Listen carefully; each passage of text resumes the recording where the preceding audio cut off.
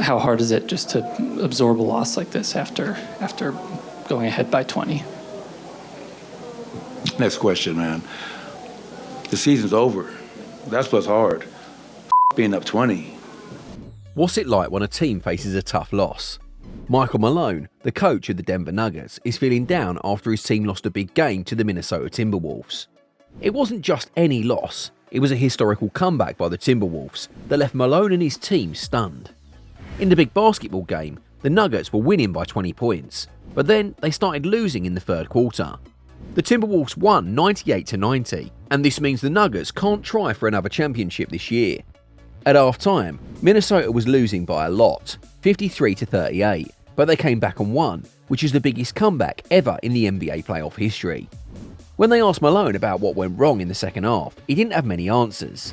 "It's tough," Malone said. "Being up by 20 points doesn't matter now. The season's done. It's tough. This is just a little setback. It's a failure, but it's not the end. They would come back stronger. The team that played better won, so he's not taking anything away from Minnesota. But mentally, emotionally, physically, he thinks the guys are exhausted. They're really tired. They gave him everything he could ever ask for, and that's why, even though this hurts a lot, and he in fact left the building feeling proud. In the first 2 games played at home, Denver lost, but then they won the next 3 games. This helped him get back on track to try for another NBA title. Jamal Murray scored 35 points for the Nuggets, and Nikola Jokic added 34. But it's believed by Murray that the team was missing something crucial towards the end of the game. After falling back by a lot, Minnesota gets serious and pulls off a huge 20-point comeback in Game 7 to beat defending champions, Denver. In a Game 7, only one team gets to celebrate in the end. And in a game that was pretty confusing, a fitting end to a Western Conference semi-final that didn't make much sense, the Timberwolves came out on top. Meanwhile, the chance for a championship defense slipped away. The Nuggets took a big 20-point lead. Jamal Murray was on fire, making shot after shot. Anthony Edwards, on the other hand, was struggling to make anything happen. The first half was totally one-sided. The third quarter got more exciting. The fourth quarter was really intense. It was so intense that even Wolves coach Chris Finch, who has always used crutches because of his surgically repaired knee, couldn't sit down. That happened mostly because the Wolves took charge in the last 7 minutes. Edwards started playing better. McDaniels made some open shots. Towns stepped up on defence. Even Gobert, of all people, made a 13-footer. And Naz Reid, his block and then dunk off a rebound was the big moment that won the game. Just before the buzzer, a shot from Murray didn't make any difference. But that's how the Nuggets left, beaten, confused and unable to believe what just happened. The Wolves managed to win in Denver for the 3rd time in this series, and the last win, considering everything, was the most unexpected. "These guys need to realise what they just accomplished," said Wolves guard Mike Conley. "Getting to the conference finals is no easy feat." There are a few things we need to review. The Timberwolves don't have a strong defence, but there's an S for stops. That's what helped the Wolves win the series. They relied on their ability to stop opponents, and for the most part they did it well. For 82 games they were the best defence for a reason, said Nuggets coach Michael Malone. "We didn't make enough shots in this series. Minnesota's tall players like Gobert and Towns were crucial against Nikola Jokic. Jokic, who's won the MVP 3 times, definitely made an impact this series. Nobody can completely stop him, but there was only one game where he really dominated. In Game 7, Murray scored 35 points, his best performance in the series where he struggled in the other 6 games. However, he only managed 6 points in the fourth quarter. The Wolves did a good job of keeping everyone else from the Nuggets in check, with Jokic and Murray being the only ones to score in double figures. Throughout the series, the Wolves kept the Nuggets to 90 or fewer points in 3 out of the 4 wins.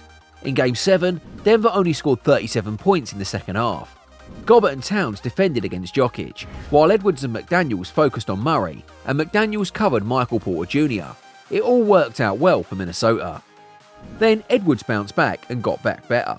During the first half of Game 7, he went through his toughest time of the playoffs. He missed shots and didn't make much of an impact. In the biggest game of his 22-year-old life, Edwards was starting to fade away. Once more, the Wolves managed to win a Game 7, away from home, even though their top players only made 6 out of the 24 shots. It doesn't make much sense, but it happened.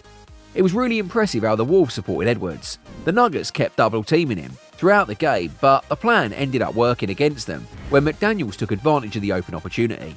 He scored 23 points, making the most of the open shots and forcing Denver to change their tactics. For once, Minnesota had a good result that didn't rely too much on Edwards making shots. The Nuggets didn't have much support for their top two players. It was just Jokic and Murray. That's all the Nuggets could manage in Game 7. But against this defense, that was nearly sufficient. They together scored 69 out of 90 points, while Porter once again didn't contribute much. He couldn't make 3-point shots or put pressure on the Wolves. He made only 3 out of 12 shots, missed 5 of his 6 3-pointer attempts, and didn't have much impact until the end. Aaron Gordon, who was really good for most of this series, didn't do well this time. The Wolves prevented him from getting close to the basket for lob passes, and he only tried to shoot 5 times. The Nuggets bench, which has been a problem all season, only scored 5 points. In the end, the important players they lost from last season affected this group, especially when it was most important. So much pressure was on their shoulders.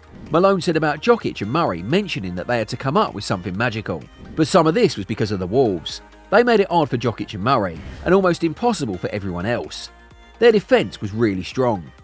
Meanwhile, the game's most memorable shot was made by Gobert. He was facing Jokic, turned around and made a 13-foot fadeaway with 7:43 left, which was a big moment in the close game. Firstly, why did he even take the shot? Well, the shot clock was running down and he had the ball. There wasn't enough time to pass. Also, it happened right after a timeout, when the Wolves were trying to figure out what to do after their lead shrunk to 2 points. Secondly, did he really make it? Yes, he did, even though he usually doesn't shoot from that far away from the basket. Connolly added that he was actually excited. It was an amazing big-time shot. It happened during a crucial moment in the game after some of the guys got in foul trouble and things were starting to get tough. For him to make that shot was a bit of a momentum shift for the team. It was also a momentum shift for Gobert, who had a hard time in both offense and defense in the first half. But in the fourth quarter, there wasn't a big defensive player than Gobert. He played a key role in protecting the rim while guarding Gordon, who only scored 4 points in the game and assisting on Jokic. But that shot, when the turnaround shot by Rudy went in, I thought, yeah, we probably got him, said Edwards. Repeating is hard, but getting back will be even harder. As Malone spoke in the interview room at Ball Arena, the Wolves' locker room in the next room was loud, laughing, chanting and very audible. It was a strange scene, definitely an uncomfortable one for the Nuggets coach. This feeling sucks, he said. The Nuggets lost some of their bench players from last season and couldn't find good replacements, especially for Bruce Brown, except for Christian Braun. Their young players hardly played in the playoffs because they weren't ready. Next season, the Nuggets will have limited flexibility for roster changes and face big penalties. Their main decision revolves around Kentavious Caldwell-Pope, who has the option to leave his contract, so the off-season starts earlier than they'd hoped for. Failure is not fatal, said Malone. This was just a temporary setback. We'll be back.